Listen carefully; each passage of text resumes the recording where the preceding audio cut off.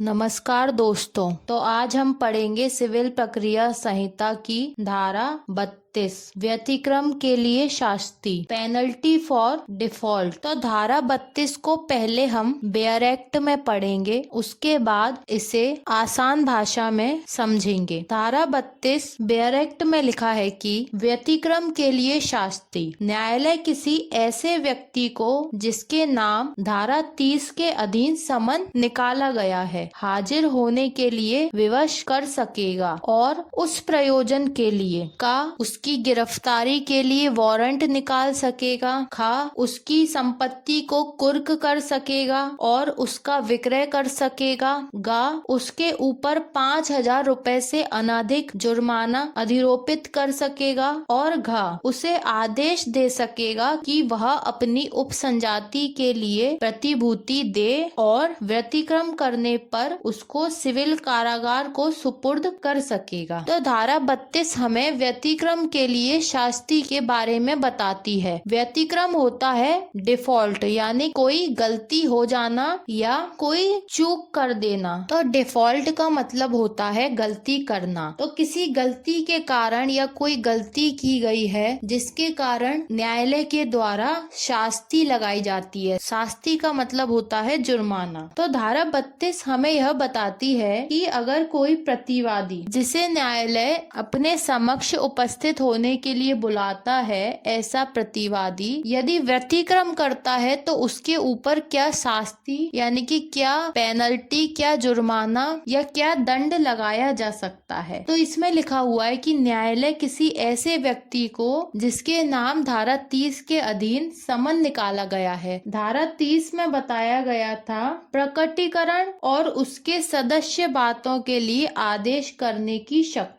तो न्यायालय मामले के किसी पक्षकार को न्यायालय में उपस्थित होने और कुछ परिप्रश्नों के परिदान करने यानी कि जो पूछताछ के प्रश्न हैं उनका न्यायालय में उपस्थित होकर जवाब देने या कोई दस्तावेज पेश करने या तथ्यों की स्वीकृति या दस्तावेजों या भौतिक पदार्थों को साक्ष्य के रूप में पेश किए जाने के लिए, तो इन सभी चीजों के लिए न्यायालय ऐसे व्यक्तियों के नाम पर समन निकाल सकता है जिनकी हाजिरी साक्ष्य देने के लिए और दस्तावेज पेश करने के लिए अपेक्षित है, यानी जिसकी अपेक्षा की गई है, जो अपेक्षित है, जरूरी है। तो धारा 32 हमें बताती है कि जिस व्यक्ति के लिए धारा 30 के अधीन न्यायालय ने समन निकाला है उस व्यक्ति को न्यायालय अपने समक्ष अपने पास उपस्थित होने हाजिर होने के लिए विवश कर सकेगा, यानी कि उसको मजबूर कर सकेगा। अब उस प्रयोजन के लिए न्यायालय क्या क्या कर सकता है, इस उद्देश्य के लिए न्यायालय क्या क्या कर सकता है, यह हमें बताया गया है क, ख, गा और घ में। का में बताया गया है उसकी गिरफ्तारी के लिए वारंट निकाल सकेगा, यानी कि न्यायालय ऐसे व्यक्ति को न्यायालय के समक्ष उपस्थित होने के लिए उसके नाम पर गिरफ्तारी वारंट निकाल सकता है ताकि वह व्यक्ति न्यायालय में उपस्थित हो सके। खा बताता है उसकी संपत्ति को कुर्क कर सकेगा, यानी कि न्यायालय उसकी संपत्ति अपने पास कुर्क कर सकता है, जब्त कर सकता है और उसका विक्रय कर सकता है, उस संपत्ति को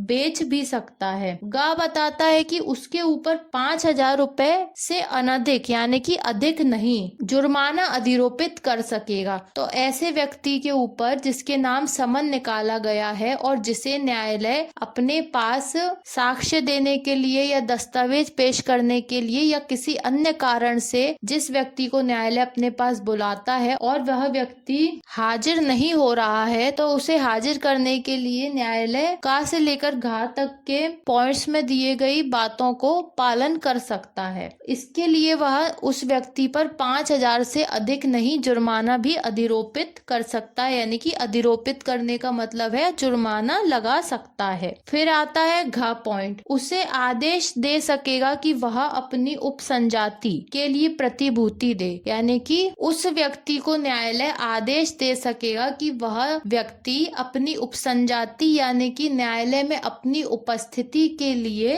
कोई वस्तु या कोई धन या कोई कीमती वस्तु प्रतिभूति के रूप में दे और व्यतिक्रम करने पर उसको सिविल कारागार को सुपुर्द कर सकेगा। और यदि वह व्यक्ति किसी भी प्रकार का व्यतिक्रम करता है तो जब भी वह पकड़ा जाएगा उसे न्यायालय सिविल कारागार में सुपुर्द कर सकेगा, यानी कि सिविल कारागार में भेज सकेगा। तो यह थी सिविल प्रक्रिया संहिता की धारा 32, जिसमें हमें पता चलता है कि जिस व्यक्ति के नाम पर समन निकाला गया है वह व्यक्ति यदि न्यायालय में उपस्थित नहीं होता है या जिस कारण से उसके नाम पर समन निकाला गया है, न्यायालय में उपस्थित होकर वह ना तो कोई साक्ष्य देता है और ना ही वह कारण पूरा करता है, तो न्यायालय उसके खिलाफ कार्यवाही कर सकता है। का से लेकर घा तक में न्यायालय को यह शक्ति दी गई है, न्यायालय को यह अधिकार दिया गया है कि यदि किसी व्यक्ति के नाम से कोई समन निकाला जाता है, जो समन धारा 30 के अंतर्गत ऐसे व्यक्तियों के लिए निकाला जाता है जिन्हें न्यायालय में कोई साक्ष्य या कोई दस्तावेज पेश करना है और ऐसे व्यक्ति न्यायालय में हाजिर नहीं होते, ऐसे व्यक्ति न्यायालय में उपस्थित नहीं होते, तो ऐसी स्थिति में न्यायालय उन्हें हाजिर होने के लिए विवश कर सकता है, मजबूर कर सकता है। और उन्हें मजबूर करने के लिए न्यायालय का से लेकर घा तक जो पॉइंट दिए गए हैं उनमें जो लिखा हुआ है उसमें से कोई भी एक कार्यवाही या